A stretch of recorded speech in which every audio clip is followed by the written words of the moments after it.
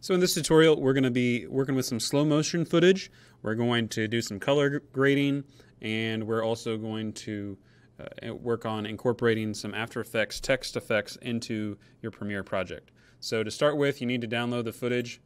Slow motion footage is what I've got. If you shot footage with your own camera, then you can incorporate that. I'd like you to have some experience, if possible, shooting some slow motion footage. So we're bringing this into a brand new Premiere project. I've made a folder for all my tutorials, so I encourage you to do that as well so that you keep everything organized and don't lose what you're working on.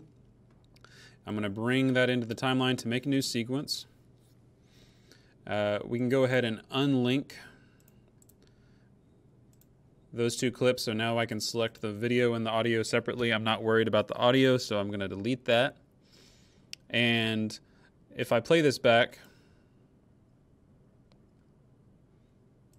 it's at regular speed. I do need to go to the sequence settings because this was shot at 60 frames per second, or actually 59.94 frames per second if you want to get technical. When you're working with slow motion footage, the key is to shoot as many frames per second, as high a resolution per second as you possibly can. So I'm going to switch this and I'm going to go to what we normally shoot with, which is 24 frames per second. Okay? So that changes things down here, not a ton.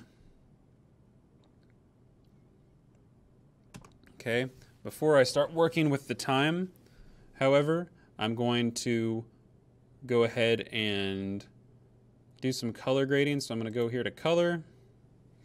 You can also do this by applying an effect to this clip. I'm just going to mess with some of the settings to just kind of make it seem a little different.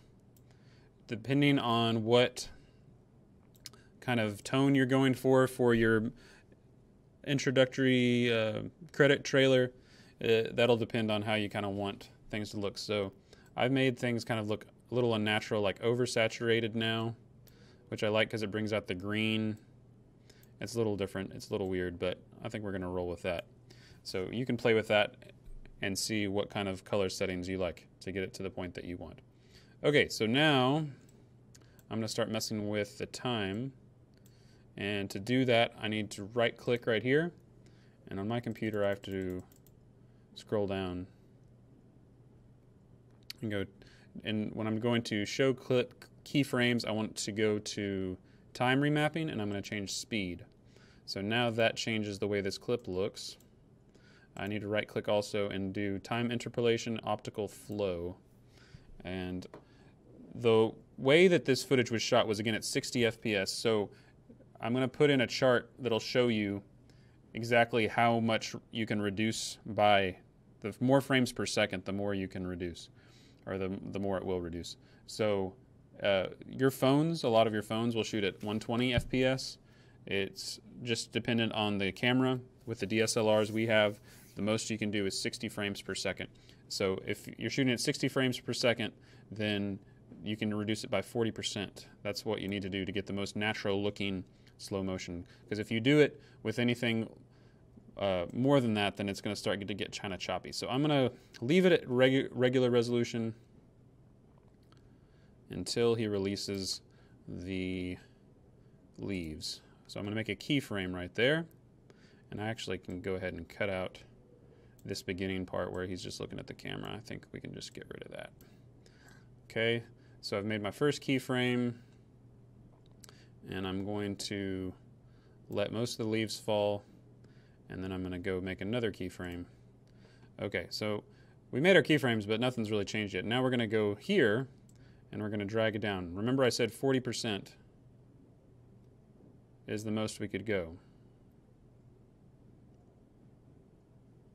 So let's see how it gets down if we go to 40%.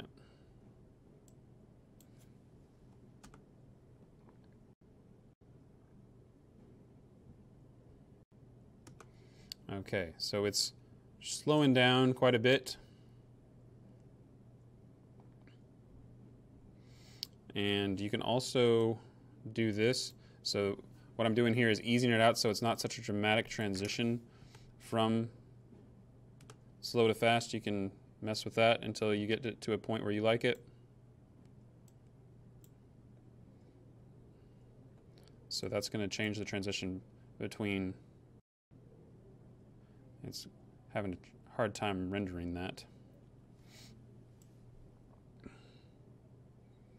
But that's basically it. Okay, so now I've messed with time, and now I'm going to do a freeze frame. So here at the end, he's looking at the camera. I'm going to freeze this frame, I'm going to change the color, and I'm going to bring in some other effects from After Effects with text flying in over here. So I'm going to right click to make a freeze frame, and I've got to make sure that my cursor is where I want it to be.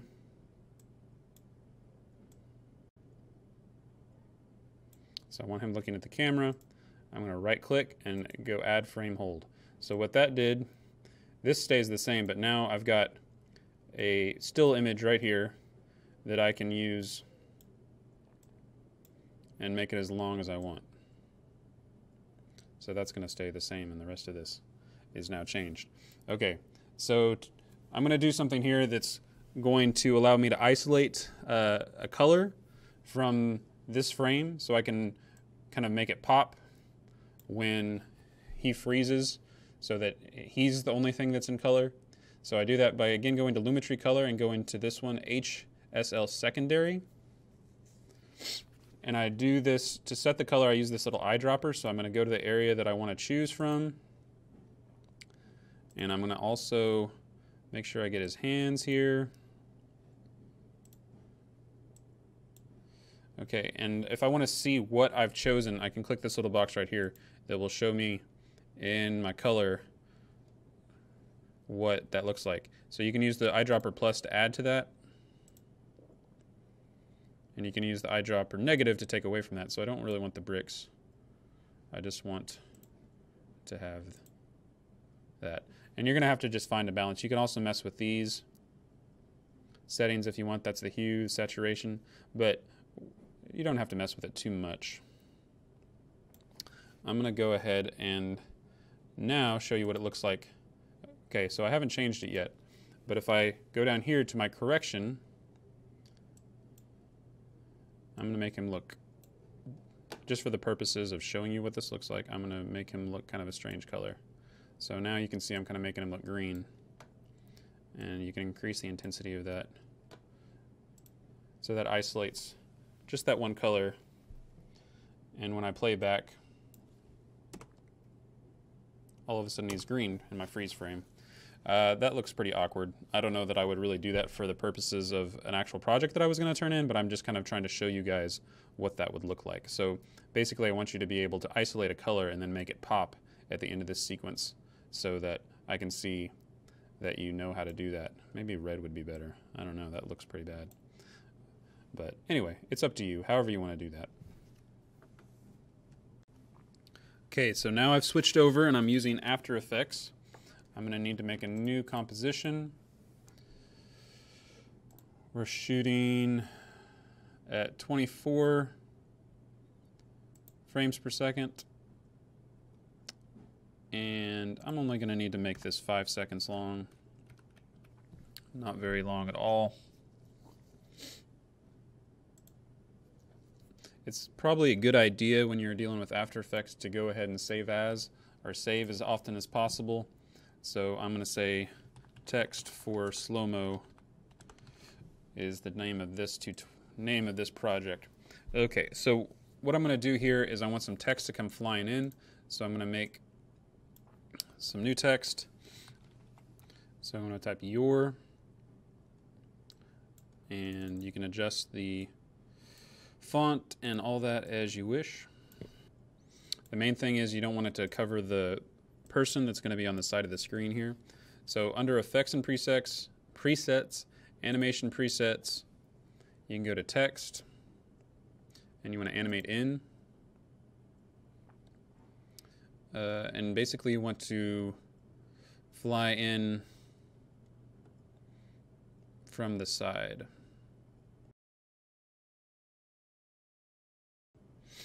Okay, so that's a little slow. So I'm going to come in to my keyframes under Text and Animator. And you can see its little dots. You can't actually start manipulating them until you can see the little diamond. So you have to keep kind of digging through these settings until you can find it. So I don't want this showing up right away.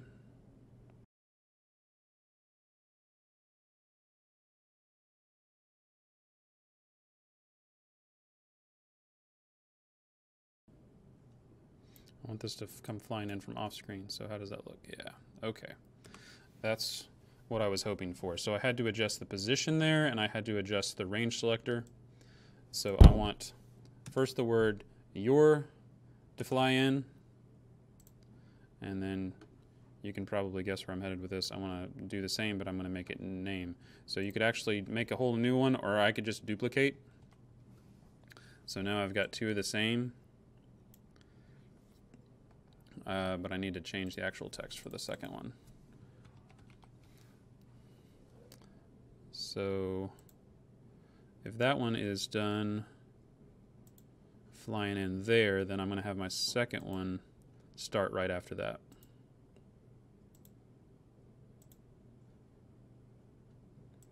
You can highlight both of those and just move them down. So right about the time that the first one is ending, the second one should start flying in.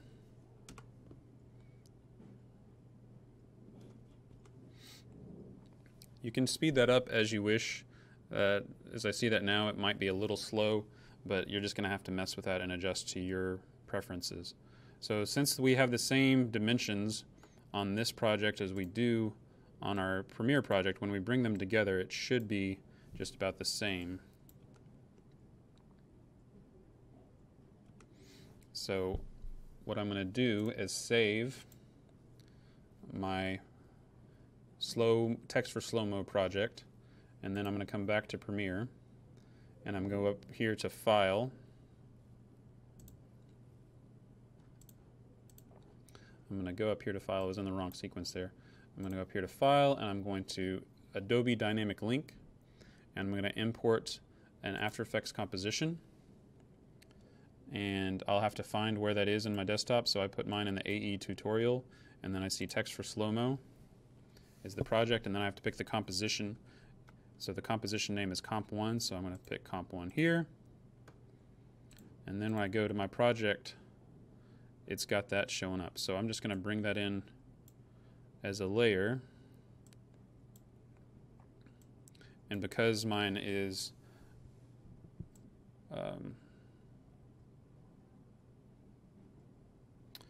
because it's transparent, it's not going to do anything, and it'll immediately show the text on top of that.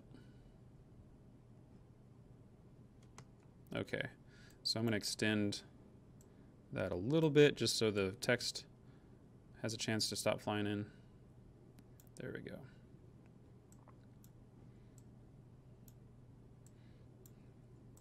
And that's pretty much it. So you should have been able to do all that. You're messing with the speed and the color, and then that looks a little goofy as I'm watching it now, but it gives you an idea, and I think from this you can create something that looks a lot better than what I just did.